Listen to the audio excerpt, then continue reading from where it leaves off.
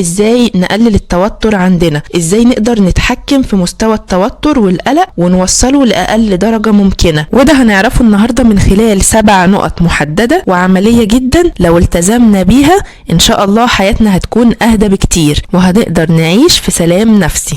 اول حاجة لازم نعترف ان في حاجات كتير في الدنيا خارجة عن ارادتنا، مش هنقدر نسيطر على الحياة كلها، مش لازم كل حاجة حوالينا تكون زي ما احنا بنتمناها، او ردود افعال الناس معانا تكون زي ما بنتوقعها بالظبط، او المكان اللي عايشين فيه يكون بافضل طريقة ممكنة وفي كل الحاجات اللي احنا عايزينها. خلينا نكون واقعيين، نتقبل اننا مش هنقدر نتحكم في العالم من حوالينا، احنا مجرد طرف في العالم، مجرد جزء من العالم. اللحظة الحالية اللي احنا عايشينها في حياتنا احنا ملناش اي سيطرة عليها. لازم نؤمن ان كل اللي ربنا يعمله لنا خير، كل اللي يحصل في حياتنا خير مهما كان، طالما بنعمل اللي علينا واللي نقدر عليه، طبعا في حدود امكانياتنا. ساعتها بس هنحس ان في حمل كبير قوي نزل من على كتافنا، هنعرف ان احنا مش محور الكون، هنعرف ان احنا مش هنقدر نسيطر على كل حاجة حوالينا، هنعرف ان احنا لينا دور محدد في الحياة بنحاول نعمله بافضل طريقة ممكنة. اكتر من كده وغير كده مش في ايدينا ولا هنقدر نتحكم فيه. تاني نقطة، اننا لو فهمنا اننا مسؤولين بس عن السعي لكن النتيجة دي مش بايدينا ومش مسؤولين عنها، ساعتها هنرتاح ومش هنتوتر. مش هنتوتر واحنا بنعمل اي حاجة في حياتنا، احنا مطلوب مننا نشتغل ونسعى، ناخد بالاسباب من غير ما نشيل هم النتيجة. لو النتيجة كانت مرضية فده شيء جميل ونحمد ربنا عليه، لو كانت اقل من توقعاتنا ساعتها نفكر ونشوف ممكن نحسن ايه في الأسباب اللي عملناها عشان نقدر نوصل للنتيجة أحسن. لو حسنا واشتغلنا وخدنا بكل الأسباب اللي نقدر عليها وبرضو النتيجة ما كانتش مرضية أو ما تحسنتش خالص بأحسن طريقة احنا عايزينها، دي بقى مش بتاعتنا، نرضى ونقول الحمد لله. في أمهات كتير جدا بيتعبوا في تربية ولادهم وبيربوهم أحسن تربية ممكنة، بيعملوا لهم كل حاجة يقدروا عليها، وبتلاقي حد من ولادهم طلع في حاجة معينة سلبية أو في حاجة معينة ما استجابش ليها، مش بإيديهم، الحمد لله هو ده نصيبهم. ساعات كتير بنذاكر ونتعب وما ننامش ونسهر ويجي سؤال معين في الامتحان مش عارفينه، احنا عملنا كل اللي نقدر عليه، خلاص مش بإيدينا، الحمد لله بنشتغل وبناخد بالأسباب وبنتعب وبنحاول بس لسه الرزق ما اتفتحش، خلاص حاجة مش بإيدينا، احنا بنسعى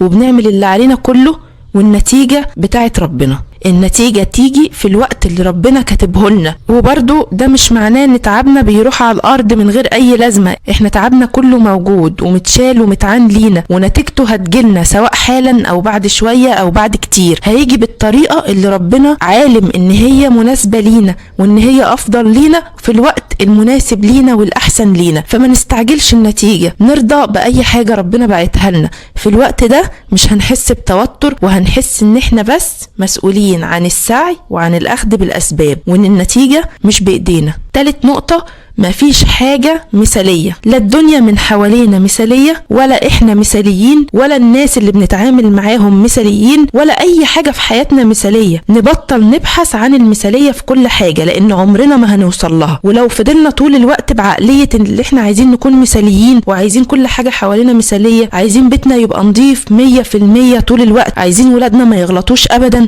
عايزين نبقى احسن ناس في دراستنا واحسن ناس في شغلنا والناس تقول لنا انتوا مفيش زيكم، مش هنلاقي الكلام ده. مفيش حاجة كده في الدنيا، مفيش حد طول الوقت ممتاز زي الحاجات اللي بنشوفها طول الوقت على النت والروتينات والكلام ده. كل الناس بيجيلها اوقات بتتعب، اوقات ما بتقدرش تعمل، ما عندهاش طاقة تكمل. مفيش مشكلة انها ترتاح، مفيش مشكلة ان حاجة تقع من حياتك فترة من الفترات، ايه المشكلة؟ احنا مش مثاليين. لو هنفضل ندور عن المثالية طول الوقت مهما وصلنا ومهما حققنا ونجحنا هنفضل نبص على الجزء اللي لسه ناقص ومش هنكون راضيين باللي احنا عملناه. لازم نتقبل ان احنا بشر، انا انسان بغلط وبنسى وبكسل وبتعب وبطنش واوقات بختار غلط، مش مشكلة. مفيش حد في الدنيا كامل، الكمال لله وحده. احنا ما بنسعاش للكمال والمثالية لانها مش موجودة اصلا، لكن احنا دايما بنسعى للتحسين والتطوير من نفسنا، وفي فرق كبير بين الاتنين. لان في الحالة الاولى عمري ما هرضى عن نفسي لاني عايزة اكون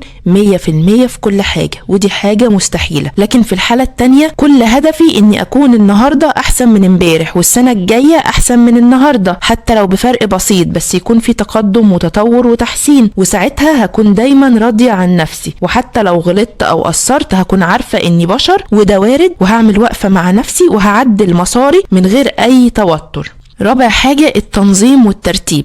كلنا عارفين أهمية النظام وقد إيه الترتيب والتنظيم، وإن كل حاجة تكون في مكانها بيسبب لنا هدوء نفسي رهيب. لما بنشوف كل حاجة حوالينا مترتبة مخنا بيكون هادي وأقل في نسبة التوتر بكتير. وده ليه؟ لأن إحنا بنكون عارفين مكان كل حاجة حوالينا، فبيتشال من علينا وعلى مخنا عبء التفكير في حاجات ملهاش أي لازمة، بيفكر في الحاجات المهمة بس. تخيل كده إن أي حاجة بنكون عايزينها ومش عارفين مكانها بناخد وقت قد إيه ومجهود قد إيه علشان نقعد ندور عليها ونبحث عن مكانها ونفكر يا ترى احنا كنا عاينينها فين، وكمان ممكن نتضغط ونتوتر ان احنا محتاجين الحاجة دي دلوقتي حالا. فكل ما كانت المكان حوالينا منظم وعارفين مكان كل حاجة وعاينين كل حاجة بنظام وبترتيب والجو حوالينا فيه هدوء، مخنا كمان بيكون هادي، وده بينعكس على يومنا وعلى انتاجيتنا وعلى نسبة التركيز والهدوء اللي بتكون موجودة عندنا، وطبعا الافكار الايجابية بتزيد، وبالتالي التوتر هيقل والانتاجية هتعلى اكتر. خامس حاجة بقى وهي مهمة قوي ومفيش حد فينا ما بيعملهاش، وهي استخدام الموبايل. الموبايل سلاح ذو حدين، احنا ممكن نستفيد منه جدا ويساعدنا للوصول لأي معلومة في أي وقت وفي أي مكان، وممكن نستفيد من فيديوهات وكورسات ونتعلم حاجات كتير قوي ونطور من نفسنا ونفيد نفسنا بحاجات ما كناش هنقدر نستفيد منها أبدا لو ما كانش معانا الموبايل. بس مفيش حاجة ببلاش، الموبايل في نفس الوقت بيسبب لنا ضرر كبير جدا، سواء من الموبايل في حد ذاته أو من المحتوى اللي بنشوفه عليه. من الموبايل في حد ذاته الإشاعات اللي بتطلع منه والذبذبات والتوتر اللي بيسببه لنا واللي بيأثر على مخنا، والصداع والتعب اللي في العين واللخبطة اللي في النوم بسبب الأشعة والضوء اللي طالع منه لما بنمسكه قبل ما ننام من غير أصلا ما نكون عارفين إيه السبب في اللي احنا فيه ده كله. ده غير كمان المحتوى اللي بنشوفه على الموبايل. الموبايل بيسرق مننا وقت كبير جدا على مواقع التواصل الاجتماعي والفيديوهات الشورتس أو الريلز اللي احنا بنفر كده ورا بعض من غير ما نحس، وممكن نضيع ساعات طويلة عليها واحنا أصلا مش حاسين بالوقت اللي ضاع مننا ده، واللي كنا ممكن نستغله في حاجات تانية كتير جدا افيد بكتير. ده غير ان ساعات كتير المحتوى اللي بنشوفه في الغالب بيكون مش واقعي وكله تمثيل ومحاولات للافوره والظهور بافضل طريقه ممكنه، وده كله لزياده المشاهدات، واللي ممكن يتسبب في شعور بعدم الرضا عن الواقع والحياه اللي بنعيشها، وده بينتج عنه احساس بالتوتر ومشاعر سلبيه كتيره جدا. يبقى الحل اننا نحجم وقت استخدام الموبايل، وكمان ما نتابعش غير القنوات او الصفحات اللي بنستفيد منها فعلا واللي بتساعدنا في حياتنا وفي المجالات اللي احنا عايزينها، ونلغي اشتراكاتنا بقى او متابعتنا لاي حاجة مش مفيدة بالنسبة لينا. النقطة دي لوحدها هتفرق في حياتنا كلها وفي الهدوء اللي هنحس بيه بطريقة مش طبيعية. سادس نقطة هي التركيز. بلاش نشتت افكارنا في حاجات كتير في نفس الوقت، 50 فكرة بتدور في دماغنا في نفس اللحظة، ومخنا مش قادر يركز في اي حاجة بتجيله من بره، كمان هو مش قادر يستوعبها. لما بنفكر في كل حاجة في نفس اللحظة ما بنوصلش لأي حاجة، ورد فعلنا مع اللي حوالينا بيكون مش حلو، وانتاجيتنا بتقل اكتر، وما بنعرفش نعمل حاجة، وبنحس بعبء وضغط كبير من غير ما نعمل اي حاجة واحنا واقفين لسه مكاننا. فالافضل من كل ده اننا نخصص وقت لتنظيم مهام يومنا على الورق، وده هيساعدنا كتير، هيساعدنا ان مخنا يكون رايق ويقلل العبء والضغط اللي عليه، ويقلل الافكار اللي ممكن تتزحم في دماغنا. وبخصوص النقطة دي في حاجة مهمة جدا، احنا لازم نبطل تفكير في الماضي، لان اللي حصل حصل خلاص. التفكير واللوم الزيادة للنفس مش هيقدم ولا هيأخر، بالعكس هنتوتر وخلاص. كل انسان بيغلط عادي ومحدش مثالي زي ما اتفقنا، وكل اللي في ايدك انك تتعلم من غلطك عشان ما يتكررش بنفس الطريقة تاني. ولا برضو نفكر في المستقبل زيادة عن اللازم، ونفكر في احتمالات لمشاكل ممكن تحصل ولسه ما حصلتش وممكن ما تحصلش اصلا، لاننا كده بنوتر نفسنا وخلاص عشان مجرد احتمالات وتوقعات. والحل هنا ان احنا نتوكل على الله ونثق في تدبير الله وبس. اما سابع حاجة بقى قد تبدو انها حاجة بسيطة لكن مفعولها كبير جدا وبتأثر على يومنا كله، وهي تخصيص وقت ومكان للراحة والهدوء فقط. وده اهم وقت في اليوم كله عشان هنقدر نشحن طاقتنا في الوقت ده. في حاجات كتير ممكن نعملها في الوقت ده، زي ايه؟ زي كتابة الحاجات الحلوة اللي حصلت في يومنا،